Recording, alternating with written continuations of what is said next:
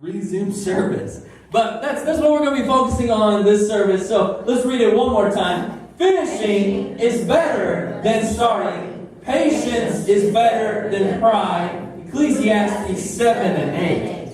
Dear Heavenly Father, I just thank you for your word, Lord. I thank you that it is alive and active today. We pray, Lord, that it is active with power, that it is active with love and mercy for us today, Lord. We just thank you for that. We pray, Lord, that our hearts are open to your word this morning. Tell us what we need, Lord. Deliver us from something that has bound us, God. Give us the word this morning that's going to change our life, God. We just thank you for everything that you are, and we praise your holy name. Amen. All right, you guys can be seated. Before I give you my title today, can I let you know in a little bit about my kind of how I prepare for a service, like my new way of doing things for service. I begin Monday. I've recently purchased a small whiteboard to hang up in my office because I don't know, I feel like every office should have like a whiteboard. I feel like you're more important, you know, you write little notes down on it, you can see it, other people can see it, you know what I mean? And so I bought that, but it actually has become helpful because my new way of kind of going throughout this week, getting ready for next week for the service, is I kind of work on the title first a little bit. I don't know if that's really God sent or not, but it helps me throughout the week. And so the first thing I do is I clear the message, I erase the message from last week, all the notes and everything. And on Monday, sometimes I even do it Sunday when I get back over there this evening, I might do it. But I write the title that I think is going to be for this next, the following Sunday. And so I got the title up there, and so that way the whole week I kind of got this title in my mind. And every time I go in my office, I see that title, and I can kind of, it kind of keeps my mind on, okay, that's the topic for Sunday. That, God, that's what you want me to speak on. And, I'm not just making up titles. I'm trying, I'm seeking what God wants to speak to you. And so I wrote down a title last Monday, and I started getting notes, wrote down that way, because, it doesn't all come at one time. It's not like just like, oh, here's the service. God kind of gives you little, you guys don't even know it. You guys can put a sermon together. You just got to take the little bits and pieces that God gives you and then put them together. Just fit the pieces together.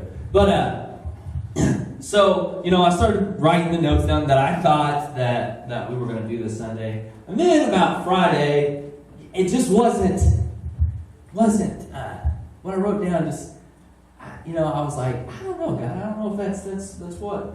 And then so Friday evening, Rachel, I told Rachel this. I was like, I'm switching gears, and she's like, what do you mean? And I was like, I think we gotta have. I think I've prepared this whole week for the wrong message this Sunday. And so our new title this week, and don't worry, just because I didn't have the whole week to prepare doesn't mean that it's not good, because God, He changed it, so I have faith in what He's wanting to do. But I was thinking, we're getting close to the end of the year, right? We've had a whole year, and this is the last month. If we actually only have, I don't know if we've talked about doing something on, maybe Christmas evening, because Christmas falls on a Sunday, but I kind of got to talk to you guys about that first. But we only have 4 Sundays left in this year, right? No, only 3 Sundays left in this year. Yeah. So you have 4 weeks after, starting today, left in this year. And so, our title. Are you ready for it? I need you to tell your neighbor our title when you see it. Our title today is Finish Strong. Finish strong. Come on, tell someone. Say, finish strong. Finish strong. Finish strong. Finish strong. I don't know if you guys watched Bedlam yesterday or not. Yes. OSU did not finish strong. See, this is normally something you hear in the sports world. Finish strong, finish the game. Don't think you got it won. Finish strong. But I believe that this falls for us in our lives too, and we're coming to the end of the year. So my challenge to you for this end of the year is to finish strong. All right, we're gonna read some scripture. Is that okay with you guys? And sure. Now just hold on, we're going to read this, and it might not make a whole lot of sense at first, right? Sometimes pastors, they read crazy things out of the Bible, and you're like, how is that going to apply to my life? What are you doing, But just hold on, and we've got 2 different parts with I've got two different stories to bring you today that we're going to tie them together and then apply them to our life. So, first off, we're going to read 1 Samuel chapter 14, verses 21 through 23.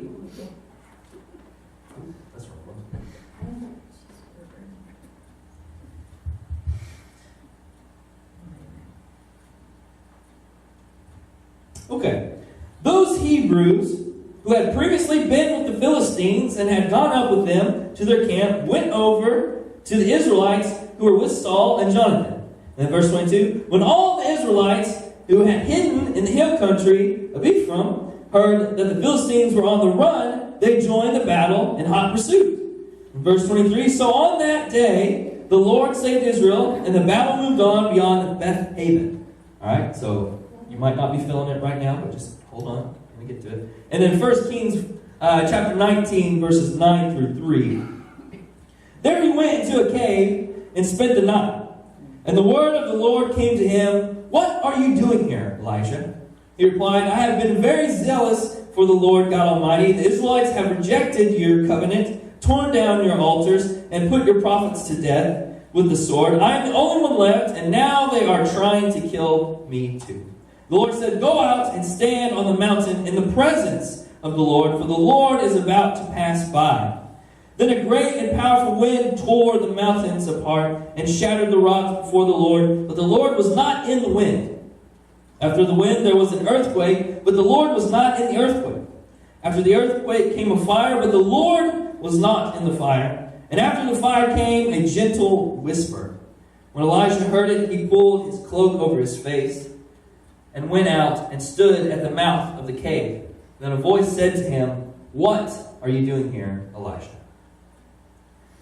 Alright, so I know, those two together might not make a whole lot of sense, but we got to get some context into what we're talking about today. So, the first Samuel that we read, it's one of my favorite Bible stories about Jonathan. Before we got to where we read. So, I'm going to, you have the Israelite army, right? And they have a problem because there's no blacksmiths that they can use. And so they have to take all their weapons to the Philistine blacksmiths to get them, to get their weapons sharpened and stuff. And this really doesn't make a whole lot of sense to me because it says that the Philistines didn't want any blacksmiths because they would make weapons, but yet they're still making weapons for the Israelite army. Like that didn't make any sense to me. So I tried to explain that in my head and it just didn't work out. But that's what happened. So we just know that the Israelite army does not have any weapons. The only people that have weapons are Jonathan and Saul, right? And so Jonathan decides, you know what? Let's go, and he's just talking to him and his armor bearer. He's like, let's go up to this Philistine camp. And I don't want you to think this is the whole Philistine army. This is an outpost. So it's not the war. It's part of the war, but it's not the whole army, okay, that we're getting ready. But it's an outpost. So I'm sure there's several men there for the Philistine camp. And Jonathan says to his armor bearer, you know what, let's go over to it says these uncircumcised fellows. Let's go over to these uncircumcised fellows, and let's see if God has given us this outpost. And the armor bearer says, okay, yeah, sure, let's go. And so they head over there, and he says, you know what, all right, this is what we're going to do. If when we get there, and we come out of hiding, and they say, you know what, you stay there, and we'll come down to you, we'll know that God has not given us this camp. He wants to go attack this camp. And we'll know that God has not given us this camp, and we'll know not to go up and attack. But if they say to us, why don't you come up here, and and basically we'll teach you a lesson. If they call to us and tell us to come up to them, then we'll know that God has given them to them. So they get over there, and they step out, and the Philistines, they kind of are laughing. They're like, well, look at the Hebrews. They're coming out of their hiding spots, And that's going to be important later on. They're coming out of their hiding spots, and Jonathan, and they're standing there, and they said, well, come up here so we can teach you a lesson. So Jonathan says, hey, God has given to us, and they've called us up there, like we said, if they call us up there, we know that God's given them unto us. And so they have to climb this mountainside. It says, with hands and foot, they climb the mountainside, or the side of the hill that they're on. So they get up there, and then they just start laying waste to this outpost. And it said they killed about 20 men in an acre for the first attack. They They killed about 20 men in an acre. And so they just start laying waste to them. Jonathan's out there with a sword. And I say this like in a movie. Jonathan is the hero in the movie, right? The guy that we look at and we're like, man, I want to be like that guy. That's the guy that I want to be like in the movie. Because he's like, he takes the charge. He takes it on himself to take on the battle. And then he listens to God. He goes up there and he does what God, he said God's given him to us. And so he starts and he just takes off and starts swinging his sword and starts killing people. And it says the armor bearer is a little chicken and he's kind of going behind Jonathan and killing the people behind Jonathan. I'm playing. The armor bearer is fine. He's not a chicken. He's with their John. He says, I'm with you, heart and soul, whatever you want to do. So the armor bearer could be just as commended as Jonathan in this story. But then we're going to kind of start getting into what we read. The army starts hearing the ruckus of Jonathan and the armor bearer taking on this army, right? And Saul's like, what's going on here? And there's a list of guys that they're like, well, we don't know what's going on. And then it turns out they find out. And he's like, well, let's take a roll call and see who's not here. And then they find out that Jonathan and the armor bearer's not there. And they're like, well, let's go. We gotta go help them. And so then they go. And then we get to what we read. And it says the army started leaving. The battle was, they started scaring them away. There was a great confusion. We've seen this several times where God does this. He confuses the enemy to where they kind of start attacking themselves. They don't know what's going on, and they're confused. And so when the Israelite army gets there, then it's even more confusion because they're really under attack. And it says that the Hebrews that have joined the Philistines, they see this power that's going on. They see this fight that's going on. They say, well, we're on the wrong side. Let's switch back to the Israelite side. And then it even says that some of the Israelites that were hiding in the hill country, they hear this ruckus, they see the fleeing, and then they decide to come out and start chasing after the army. Now, I've preached a message like this where I said, let's not be the last people that have come out of the hiding. Let's be Jonathan. Let's be Jonathan. Let's step out in faith and be Jonathan and the armor bearer. And that's well and good. That's fine. That is a message for sometimes. But I'm here to tell you today that not one person can always be Jonathan in every situation. Not one person in here can be Jonathan in every situation. And you know that. If we're just honest with ourselves, in every situation we faced this year, we weren't always Jonathan. We didn't always step out in faith like Jonathan did. We didn't lead the charge like Jonathan did. We were the ones hiding in the hills. But I'm here to tell you today, it's almost ridiculous for a pastor to challenge you to be Jonathan in every situation. I mean, that's good. That's a good challenge. We should strive to be like Jonathan. But let's just, reality check. That's not going to happen. So I'm here to tell you today that if the enemy has got you hiding in the hills, it's okay. That's another main point of this message, is that if you're hiding in the hills, if something has got you hiding in the hills today, it's okay. Because we can't always be Jonathan. Tell your neighbor, you can't always be Jonathan. See, you're going to have to start sitting by people because I'm going to have to start telling people stuff. You can't always be Jonathan. Thanks, Kathy. Lisa and Patsy are sitting next to each other. But I want to kind of address some things that might have you hiding in the hills today. That the enemy might has presented to you that he's got you, running scared. And at the very beginning of the story, we talked about that they were rendered weaponless. That the army didn't have weapons.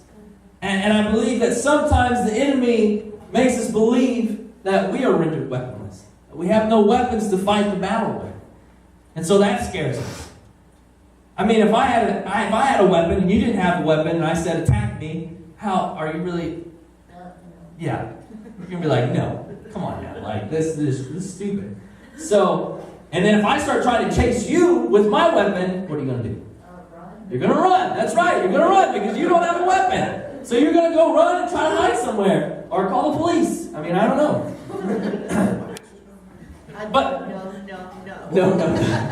Well, you don't have to worry. I don't have any visual illustrations today, so I don't have a weapon. I'm going to start chasing you guys around. If you charge a Patsy, she's going to give you a spanking. But There's some other things that the enemy presents us that has us hiding. We see this army and it gets us hiding. Our guilt sometimes gets us hiding in the hills. We feel guilty about things. And we think, you know what, I can't be in this fight because I've done these things. And our guilt has us hiding. Adam and Eve, their guilt is what had them hiding. Fear. Just straight up fear has us hiding. And sometimes our fears are just fears that we made in our own minds. They're not even, something to be scared of. I feel sorry for Preston because I feel like he's fearful. He's just the easiest person to scare, so I feel like he's fearful of everything. No. But our fear gets us hiding. Our insecurity,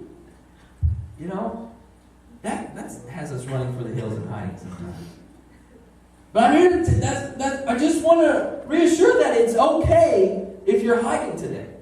It's okay because there's been times, we're just focusing on this year, that I can look back and say, you know what, I wasn't Jonathan, and I was hiding, or I was running for the hills to hide. You don't know how many times that I've preached something, and then I've turned around and said something, and then Rachel's like, you need to listen to your own preaching. Remember what you said? So, we're just being honest out here that we're not always Jonathan. I would love to always be Jonathan, but we're not. But we're going to bring in our other, because this is a great example of you're not always Jonathan. This is our other scripture we read in 1 Kings. This is Elijah, okay? He's hiding in a cave because he's running from something.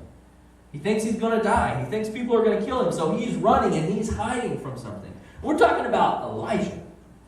Great prophet, right? Elisha, he faced the 450 prophets of Baal, right? Stood up to him. 450 to 1. Those aren't good odds. But he did it. Your odds are good if you're on God's side, right? Yeah. He was on the Mount Carmel, however you want to say it. And and he had the two bulls, and God sent the fire down after he did drench the with 2 things of water. He was facing 450 prophets of Baal, and here we see him hiding in a cave because he's scared for his life. You can read the whole story. It's in 1 Kings chapter 19. Go back and read it. Jezebel, that's a name you need to know. She's the one that's got him hiding in a cave. But this guy that God has used is hiding in a cave. So I'm just here to tell it's okay to be hiding. But we're going to go back to our title now, and we need to finish strong. How are we going to do that? You got to listen. I need you to listen today. In your hiding spot that the devil or the enemy has got you hiding in, I need you to listen. I said God wasn't in the storm. He wasn't in the wind. He wasn't in the earthquake. He wasn't in the fire. He was in the whisper. We need to listen for God telling us to come out of our hiding spot. Come stand on the mountain in the presence of the Lord. But we also need to listen for something else. Because God has sent the Jonathan before you. God has started the enemy running.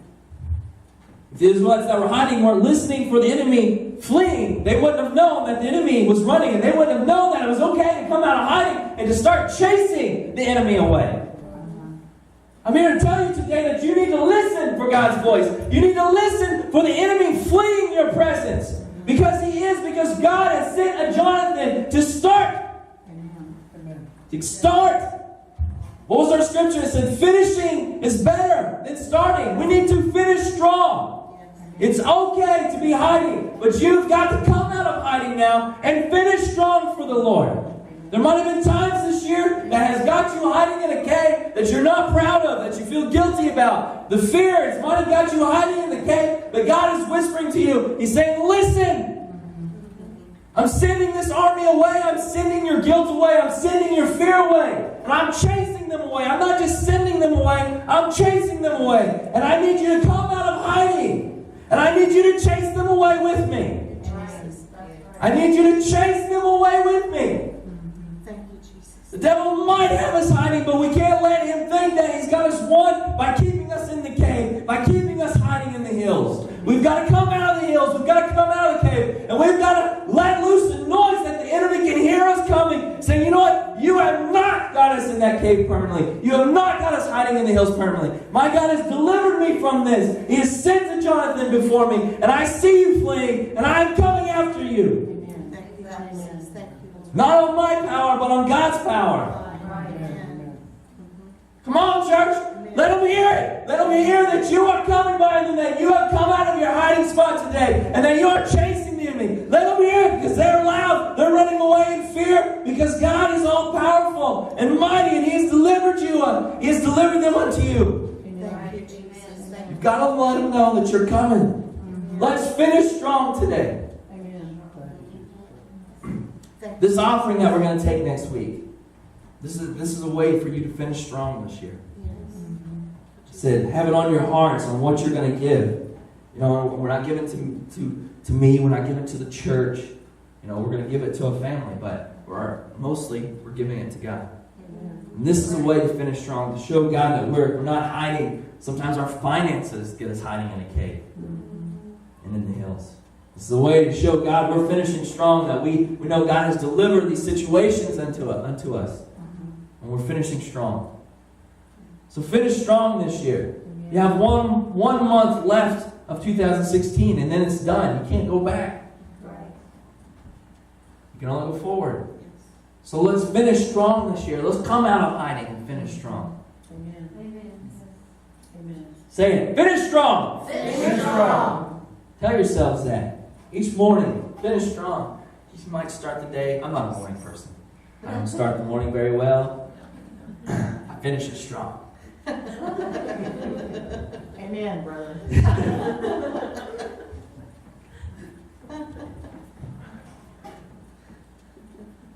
But I'm just going to reiterate that if you're hiding in a cave today, it's okay. It's okay. You know, I think pastors need to say that more often. That whenever we falter, it's okay. Pastors, we like to challenge people, and that's good. That's great. We should. We should challenge people. God challenges people. But every person He used in the Bible has went and hid and failed and hid in the cave. Right. Went and hid in the hills. Jonah went in the complete opposite direction to hide. That didn't work out so well for him, did it? No. Because then he was hiding in the belly of the well. I pick a cave over a belly of the well anyway. Yeah, amen. Moses, he wasn't Jonathan when he struck the stone, right? The second time. Right. He wasn't Jonathan then. We could go throughout all the, Peter, when he cut the ear off the guy, because he was ready to do anything for the Lord, but that wasn't the way he wanted to do. He wasn't Jonathan there. He thought he was being Jonathan, taking the charge, but that wasn't the time that was needed. Everybody has hit in the cave. But we need to finish strong. Elisha, now this is the way I'd like to finish strong. Went up and, flaming chariot. He didn't die. He got carried up in heaven in a chariot, right? Now, he finished strong. And that's the challenge today, is to finish strong. There is a challenge in this message. Finish strong today. It's okay to come out of hiding. Listen. God's telling you, I've delivered them unto you. I've delivered that situation unto you. Listen, the enemy is fleeing. I have sent to Jonathan. I have delivered this situation. I've started the fleeing of the enemy. And though you might have been hiding in the cave at first, it's okay to come out now. Amen. Listen to me. And another point that I haven't even made yet is that some of the Hebrews, they were on the other side. And they saw the army fleeing. If we're in the army, and if we come out of hiding and the army's fleeing, those people in your lives that are on the wrong side, they might see that. They might see, hey, this army is fleeing. This isn't the army that I should be. This isn't the side I should be on. Right. And they switch back. They switch back to the right side. So that's another possibility when we come out of hiding. It's to show who the right side to be on. Right. So we're going to pray. We're going to end this thing. I just pray that if you're hiding in a cave today, that you're listening. That you're listening to God's voice and you're listening to that army fleeing in your life, that situation fleeing in your life. And I hope that you come out of hiding and that you finish strong. Finish strong. Dear Father, I just thank you, Lord, for your word, God. Thank you for your power, God. Thank you, Lord, that you have sent Jonathan before us, Lord, because we can't always be Jonathan. Thank you, Lord, for delivering situations in our lives to us, God, that you have delivered us from our guilt, Lord. You don't hold it against us, and you have sent that enemy running. Our fear, Lord, has put us in a cave. It has sent us running for the hills, God, but you have sent that enemy away. Just give us the courage to step out today, God, and chase that enemy away with you, God. We thank you, Lord. We trust in everything that you do with heart and soul, God. Just as the armor bearer trusted Jonathan, we trust you, Lord. We want to follow you today, God. We want to chase away our enemies in our life. We want to finish strong. We thank you for this year. We thank you for everything that you've done in our lives this year, God. But the end is, the year is coming to an end. And we want to finish strong for you, God. Not for ourselves, but for you. So that the enemy knows that your power is true today, God. That your power changes lives, God. We just thank you for everything that you are and everything that you do for us. Just bring people out of their hiding places today, God. Let them know it's okay that they are hiding. But bring them out today. Give them courage to come out, God. We thank you, Lord.